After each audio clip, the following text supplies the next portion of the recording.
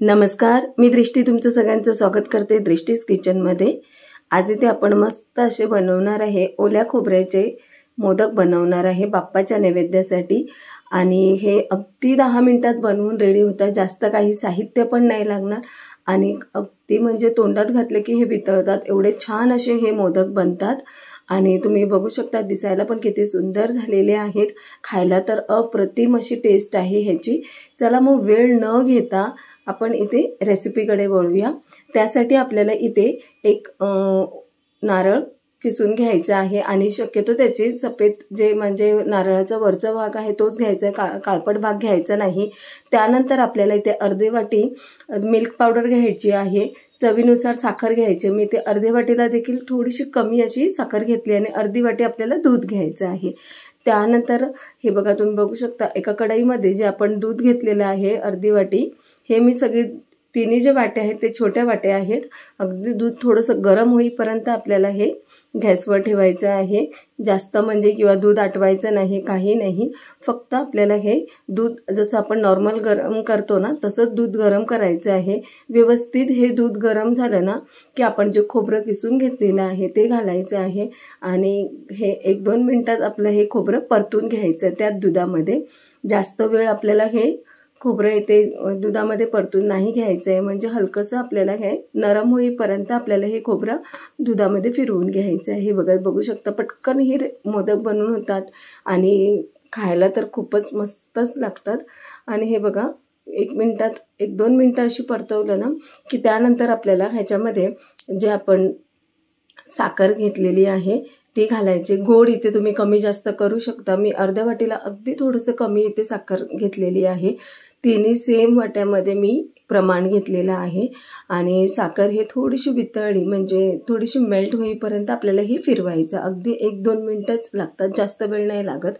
त्यानंतर आपल्याला इथे जे आपण मिल्क पावडर घेतलेली आहे ना ते घालायचे। मिल्क पावडरने ह्याची टेस्ट एकदम अप्रतिम अशी लागते, खूपच छान असे हे बनतात। आणि हे बघा तुम्ही बघू शकता किती मस्त असा नरम असे झालेले आहेत आणि मिल्क पावडर इथे घालून आपल्याला पुन्हा एकदा 1 मिनिट असे फिरवून घ्यायचं आहे।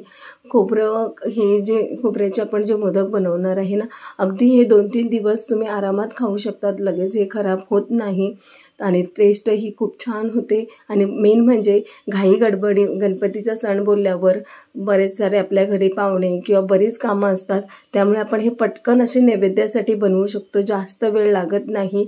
आणि हे थोडंसं हलकंसं थंड व्हायला द्यायचं आहे। तर आपल्याला जास्त वेळ इथे मी हे म्हणजे गॅसवर ठेवलेलं नाही आहे, हे थंड झाले की ह्याच्यामध्ये थोडीशी वेलची पावडर टाकायची। वेलची पावडर नाही घातली तरी हरकत नाही, पण वेलची पावडर घातली ना की हलकासा फ्लेवर येतो। आणि इथपर्यंत रेसिपी बघितली असेल ना तर नक्की चॅनलला सबस्क्राईब करायला विसरू नका आणि हो बेल आयकॉनला देखील क्लिक करा। आणि हे बघा इथे हलकंसं थंड झालेलं आहे, पुन्हा एकदा व्यवस्थित फिरवून घ्यायचं आहे आपल्याला। त्यानंतर आपण मोदकचा साचा घ्यायचा, त्याला हलकंसं तूप लावून घ्यायचं आहे जेणेकरून ते चिपकणार नाही, म्हणून आपल्याला हे तूप लावणं गरजेचं आहे। डायरेक्ट जर तुम्ही साच्यामध्ये लावलं ते साच्याला पूर्ण सारण चिपकून जाणार आहे आणि आपले मोदकचा जे आकार आहे तो व्यवस्थित असा येणार नाही। हे बघा छोटे छोटे असे गोल पेढे बनवून घ्यायचे आहे, म्हणजे घट्ट असं दाबून घ्यायचं आहे। जर तुम्ही घट्ट हे दाबत असं मोदकच्या साच्यामध्ये घातलं ना तर मोदकचा जे शेप आहे ना अगदी मस्त असा शेप येतो। जसं तुम्ही मार्केटमध्ये मोदक घेतात ना तसाच साईजची ही तुम्हाला मोदक बनवायचे आहे। अगदी छोटे छोटे तुम्ही ज्या आकारचं तुमच्याकडे साचा आहे त्या आकारामध्ये घालून तुम्ही हे मोदक बनवायचं। घट्ट असं त्याच्यामध्ये सगळं घालून घट्ट दाबून असं हे मोदकचा साचा जे आहे तो दाबत दाबत आपल्याला हे जे मोदक आहे तो रिमूव्ह करायचा आहे त्याच्यामधून। हे बघा तुम्ही बघू शकता व्यवस्थित असा चारही बाजूने हा दाबून घ्यायचा आहे आणि काढताना अगदी अलगदच काढायचं। आणि हे बघा तुम्ही बघू शकता किती छान असा आपला मोदक झालेला, अगदी म्हणजे 10 मिनिटं पण नाही लागली आहे, पण तुम्ही बघू शकता किती छान मोदक झालेला आहे।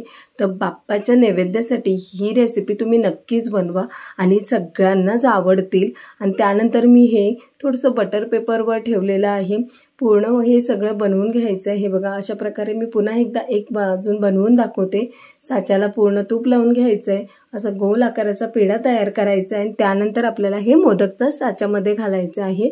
असं गोल फिरवत आणि घट्ट दाबून, म्हणजे पूर्ण असं भरगच्च भरलेला पाहिजे. जर असं थोडंसं म्हणजे तुम्ही कमी घातलं त्याच्यामध्ये तर जे आपला मोदकचा आकार आहे ना तो व्यवस्थित येत नाही. त्यामुळे घट्ट असं दाबून व्यवस्थित असे हे बनवून घ्यायचं आहे. आणि जे मी हे ट्रेमध्ये का ठेवलेलं ते तुम्हाला आता कळेलच. हे बघा व्यवस्थित असे बनवून झाले ना सगळे की थोडंसं गार्निशिंगसाठी म्हणजे डेकोरेट करण्यासाठी मी रोज पेटल टाकलेलं, ऑप्शनल आहे, नाही घातलं तरी काही प्रॉब्लेम नाही.